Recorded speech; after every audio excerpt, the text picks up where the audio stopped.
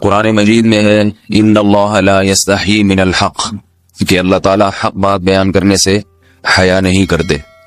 حدیث میں بھی بعض ایسے مسائل کو اللہ کے رسول نے بیان کیا ہے صلی اللہ علیہ وسلم نے جو بظاہر حیا کے خلاف ہیں، مگر اس لیے بیان کیا کہ اگر آپ صلی اللہ علیہ وسلم بیان نہ کرتے تو لوگ ان بے شرمی کے کاموں میں مبتلا ہو جاتے۔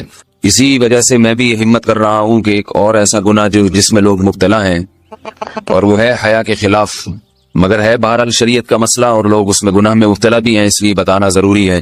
وہ یہ ہے کہ لوگ شادی کے بعد بھی آج کی نوجوان نسل زوجہ سے، بیوی سے غیر فطری طریقے سے ہم بستری کرتے ہیں، انٹرنیٹ پہ بےہودہ فلمیں دیکھتے ہیں، تو جو چیز انگریزوں کی دیکھ رہے ہیں کہ ان کے کلچر آہستہ آہستہ میڈیا کے ذریعے ہمارے معاشرے میں بھی آ رہا ہے۔ اللہ کے رسول صلی اللہ علیہ وسلم نے لعنت فرمائی ہے، ایک روایت میں ہے کہ اللہ اس کی طرف دیکھے گا نہیں کہ جو اپنی زوجہ سے پچھلے راستے سے ہم بستری کرے گا۔ یہ بیماری بھی، یہ گندگی بھی لوگوں میں پھیلتی جا رہی ہے، خاص طور پہ جن کو لڑکوں سے بدفعلی کی عادت پڑ جائے تو وہ زوجہ سے فطری راستے سے ہم بستری نہیں کرتے۔ اللہ نے فرمایا کہ نساؤکم حرث لکم، یہ تمہاری زوجات ہیں، بیویاں ہیں، یہ نسل بڑھانے کے لیے ہیں، تو اسی راستے میں انسان اپنی خواہش کو پوری کر سکتا ہے جس راستے سے نسل بڑھتی ہے۔ اس کے علاوہ کسی اور راستے سے اپنی خواہش کو پورا کرنا یہ حرام ہے، گناہ کبیرہ ہے، گندگی ہے۔ ہمارے پاس کیسز آتے ہیں، ایک پاک دامن لڑکی کی شادی ہوتی ہے، لڑکا بھی بظاہر بڑا نیک، لیکن کیا ہے، لڑکا چونکہ ٹھرکی ہوتا ہے، شہوت کا درندہ ہوتا ہے، تو وہ یہ نہیں دیکھتا کہ میں اپنی بری خواہش مٹانے کے لیے میں اپنی زوجہ کو غیر فطری طریقے پر مجبور کیسے کر سکتا ہوں، تو مجبور کرتا ہے پھر اپنی بیوی کو۔ اس میں جو عورتیں زیادہ پاک دامن نہیں ہو، نیک نہ ہو، یا ان کو یہ ڈر ہو کہ طلاق ہو گئی تو ہم کہاں جائیں گے، وہ پھر اپنے شوہر کے ساتھ اسی غیر فطری طریقے پر آمادہ ہو جاتی ہیں، اور اس کا عذاب اور اس کا وبال یہ ہوتا ہے کہ کچھ دنوں میں ان کو بھی اسی کی لت پڑ جاتی ہے۔ انسان جب بھی کوئی غیر فطری راستہ اختیار کرتا ہے، آخرت کا عذاب تو بعد میں، دنیا کا عذاب یہ آتا ہے کہ پھر اس کو لذت فطرت میں آتی نہیں ہے، تو جو راستہ اللہ نے رکھے اس میں اس کو لذت نہیں آئے گی، وہ گندگی میں ہی گھسنے کی کوشش کرے گا، اس کی بھی فطرت خراب ہو جاتی ہے، اور جس کے ساتھ یہ بدفعلی کی جائے اس کی بھی فطرت خراب ہو جاتی ہے، وہ بھی پھر کسی کے قابل نہیں رہتے۔ تو اپنے جان پر رحم کرنا چاہیے۔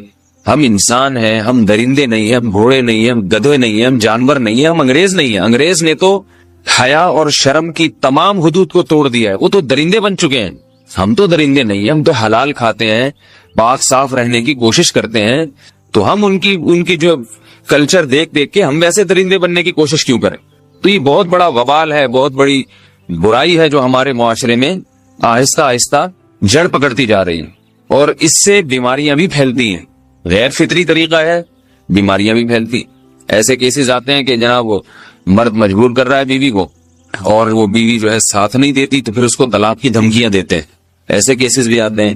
اور یہ بھی آتا ہے کہ مرد جب اپنی بیوی کو غیر فطری طریقے پر مجبور کرتا ہے، بیوی آمادہ نہیں ہوتی، تو مرد پھر یہ دھمکی دیتا ہے کہ بھائی میری خواہش تو تم سے پوری ہوتی نہیں ہے، پھر میں دوسروں کے پاس جاؤں گا۔ تو یاد رکھیں، جس عورت کا شوہر یہ دھمکی دے اس کو کہ میں زنا کروں گا اگر تم نے میری خواہش پوری نہیں کی غیر فطری طریقے سے، تو عورت اپنے شوہر سے کہہ دے کہ جاؤ تم کہیں اور جا کے منہ کالا کرو، تمہاری فطرت میں گندگی ہے تو یہ مجھے گندا بنانے کی کوشش نہ کرو، اس کو زنا کرنے دیں، وہ اللہ آخرت میں اس سے بھگتے گا۔ ہر بیماری کا اللہ نے علاج رکھا ہے۔ اللہ کے رسول صلی اللہ علیہ وسلم نے فرمایا، صحیح بخاری کی حدیث، ما انزل اللہ من داء الا انزل له دواء، کوئی بیماری ایسی نہیں ہے جو اللہ نے نازل کی ہو اور اس کے لیے دوا نہ رکھی ہو دنیا میں۔ تو اگر کسی کو ایسی لت پڑ گئی ہے غیر فطری کام کی، تو اس کو چاہیے کہ وہ اپنا علاج کرائے، ڈاکٹر سے بھی رابطہ کرے، اور سب سے بڑا علاج یہ کہ کچھ وقت صبر کرے گا، چھوڑ دے گا کچھ عرصے کے لیے، تو خود بخود آہستہ آہستہ صحیح ہو جائے گا۔ ایک آدمی شراب کا عادی ہے، ایک علاج تو یہ کہ ڈاکٹروں سے رابطہ کرے، بہترین علاج کے چھوڑ دے، کتنے دن تڑپے گا؟ ایک دن، 2 دن، 3 دن، 4 دن، ایک ہفتہ، 2 ہفتہ، بہت زیادہ سال ہو جائے گا نا، اس کے بعد خود بخود ٹھیک ہو جائے گا۔ سگریٹ کا عادی ہے، چھوڑ دے گا، تو کتنے لوگ ہم نے دیکھے ہیں دن میں 20 سگریٹ پیتے تھے، چھوڑنے پر آئے تو بالکل ایک دم چھوڑ دی انہوں نے، آہستہ آہستہ کر کے چھوڑ دی، لیکن تکلیف ہوئی مگر عادی ہو گئے۔ تو اب کسی کو یہ لت پڑ گئی ہے غلط کام کی، برائی کی، تو اس کا بہترین علاج یہ ہے کہ وہ اپنے آپ کو بدلنے کی کوشش کرے، ماحول بدلے، اور کچھ وقت صبر کرے گا تو اللہ اس سے یہ عادت چھڑا دے۔ نہیں کی، صبر نہیں کیا اس نے، پھر اسی گندگی میں موت واقع ہوگی، پھر آخرت کا عذاب بہت سخت، نسلیں برباد ہو جاتی ہیں اس عمل سے انسان کی۔ تو بات حیا کے خلاف ہے، مگر یہ کہ ایک بزرگ تھے وہ بات فرما رہے تھے تو کسی نے پوچھا کہ حضرت آپ حیا کے خلاف بات کرتے ہیں، تو انہوں نے فرمایا تم بے حیائی کے کام نہیں چھوڑتے، ہم اس چھڑوانے کے لیے بات کریں تو ہم برے ہیں، اور تم کام کرو تو بھی برے نہیں. برائی کا کام کرنے میں برا نہیں بنتا، اور برائی کے خلاف بولنے والا برا بن جاتا ہے کہ دیکھو یہ کیسی باتیں کر رہے ہیں. تو وہی باتیں ہیں، اس لیے ہیں کہ یہ معاشرے میں یہ برائی پھیلتی چلی جائے گی، اور یہ ہماری اپنا کلچر نہیں ہے، یہ امپورٹ ہو رہا ہے باہر سے، یہ امپورٹ ہو رہا ہے، یہ وہاں میڈیا کے ذریعے آ رہا ہے. تو وہ چیزیں دیکھا نہ کریں اور ان لوگوں سے دور رہا کریں. ہمیں تو دین کا داعی ہو کے ان کو ہدایت پر لانا تھا، بجائے ہم ہدایت پہ چل کے دوسروں کو چلانے والے بن کے ان کے راستے پہ ہم نے چلنا شروع کر دیا. اللہ تعالیٰ ہمیں اب دیکھیں ان کے ہاں ایڈز کا مرض پھیل گیا ہے. آپ بتائیے یہ ایڈز کا مرض ہمارا ہے کیا؟ یہ بیماری ہماری ہے یا ان کی ہے؟ ہمارے یہاں بیماریاں ہیں، کھانسی ہے، نزلہ ہے، ٹھیک ہے نا، بلڈ پریشر ہے، شوگر ہے، یہ بیماریاں ہماری ہیں. کوئی اللہ کا شکر ہے گندی بیماری ہمارے یہاں نہیں ہے. جتنی گندگیاں ہیں وہاں سے آ رہی ہیں. ایڈز کا مرض وہاں سے امپورٹ ہوا ہے. وہ ایڈز کا مرض اسی بدفعلی کی وجہ سے پیدا ہوتا ہے، اسی سے جراثیم پیدا ہوتے ہیں، اور اتنا خطرناک مرض کے ایسے متعدی ایسے پھیلتا ہی. افغانستان میں ایڈز کا ریشو 0 تھا، 0. وہ جانتے نہیں تھے کہ ایڈز کا مرض ہوتا کیا ہے. جب سے امریکن آرمی، برطانیہ آرمی افغانستان میں آئی ہے، فوجی آئے ہیں، افغانوں میں ایڈز کا مرض پھیل گیا ہے. انہوں نے وہاں بدفعلیاں شروع کر دی ہیں. تو وہ تو حالانکہ ان کے لیے زنا کتنا سستا ہے نا ان کے لیے زنا، پھر بھی وہ لڑکوں کی طرف مائل ہوتے ہیں. تو اتنی گندگی، ایسا گندا جب انسان بن جائے پھر اللہ اس کے وجود کو برقرار نہیں رکھتے، اور رکھتے ہیں تو پھر آخرت میں سزا دینے کے لیے اپنے آپ کو ان گندگیوں سے بچانا چاہیے، حلال پہ اکتفا کرنا چاہیے. اللہ تعالیٰ ہمیں حلال پہ قناعت کی توفیق عطا فرمائے اور پاکیزہ لوگوں میں ہمارا شمار فرمائے. اگر شادی شدہ عورت 40 دن میں بھی ایک دفعہ، اچھا بھائی دیکھو یہ حیا کے خلاف مسائل جو ہے نا یہ اس چینل پہ نہ پوچھا کرو. مرد پر لازم ہے کہ کم سے کم 4 مہینے میں بیوی سے ایک دفعہ وہ لازمی ہم بستری کرے. تو اگر وہ 4 مہینے میں ایک دفعہ بھی نہیں کرتا تو پھر جو ہے وہ دیانتاً ذمہ دار ہوگا. اس بات کا خطرہ ہے کہ وہ گناہ گار ہو، کیونکہ حضرت عمر رضی اللہ تعالیٰ عنہ نے قانون بنایا تھا کہ 4 مہینے سے زیادہ کوئی بیوی سے دور نہ رہے. تو کم سے کم اتنا ہے لازمی.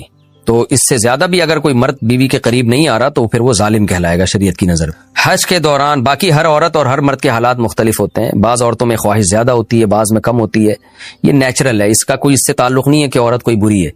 بعض دفعہ عورت میں یہ خواہش نفس بہت زیادہ ہوتی ہے، اس کی ریکوائرمنٹ بہت زیادہ ہوتی ہے، تو لوگ پھر مرد اس بیوی کو برا سمجھنا شروع کر دیتے ہیں، حالانکہ اس کا برائی اور اچھائی سے تعلق نہیں ہے. جیسے مردوں میں صحت کے لحاظ سے اور ان کے جو مینٹل ہیلتھ ہے اس کے لحاظ سے مردوں میں فرق ہوتا ہے، کسی میں خواہش بہت زیادہ ہوتی ہے، کسی میں کم ہوتی ہے. تو اس طرح خواتین میں بھی ہوتی ہے. بہت سے پاک دامن عورتیں ہوتی ہیں لیکن ان میں ڈیزائرز بہت زیادہ ہوتی ہے. تو یہ سب کی الگ الگ اللہ نے فطرت بنائی ہے. تو میاں بیوی اس کو ایک دوسرے کو بہتر سمجھ سکتے ہیں کہ کس کی کیا ڈیزائرز ہیں. بہرحال اگر مرد میں عورت کی ڈیزائرز پوری کرنے کی طاقت نہیں ہے، عورت میں بہت زیادہ ڈیزائرز ہیں، مرد میں کم ہے، تو ایسی صورت میں عورت پھر مرد سے طلاق مانگ سکتی ہے کہ بھئی میں سیٹسفائی نہیں ہو پا رہی ہوں اور میری ریکوائرمنٹ زیادہ ہے. تو مرد اگر طلاق دے دے تو اچھی بات ہے، نہیں دے تو پھر عورت کو چاہیے اسی کے ساتھ گزارا کرے. ہاں اگر 4 مہینے تک بھی مرد بیوی کے پاس نہیں آتا ہے تو پھر مرد پر لازم ہے کہ عورت کے مطالبے پر اس کو وہ چھوڑ دے، کیونکہ پھر تو جوان عورت کو بہرحال گناہ کا خطرہ ہے. جسمانی تعلق نہ رہنے سے نکاح پر اثر. لاہور سے کسی نے پوچھا اگر میاں بیوی کا آپس میں کوئی جسمانی تعلق نہ ہو تو کیا نکاح پہ کوئی فرق پڑے گا؟ نہیں، اس سے کوئی فرق نہیں پڑتا. جب تک شوہر طلاق نہیں دے گا نکاح ختم نہیں ہوگا.